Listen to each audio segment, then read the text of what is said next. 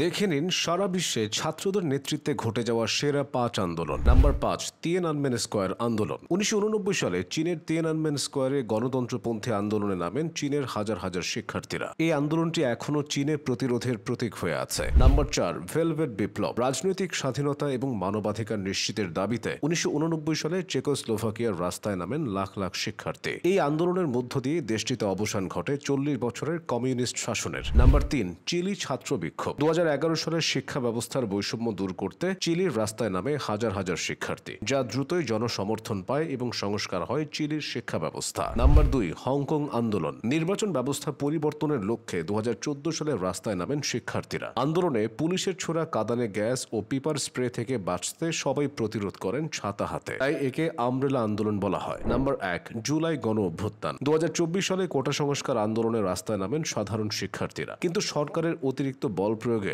আহতের সংখ্যা ছাড়িয়ে যায় 13,000-এর বেশি। এরপর সারা দেশ থেকে বিক্ষুব্ধ ছাত্র জনতা গণভবন ঘেরাও করতে আসলে দেশ ছেড়ে পালান শেখ হাসিনা।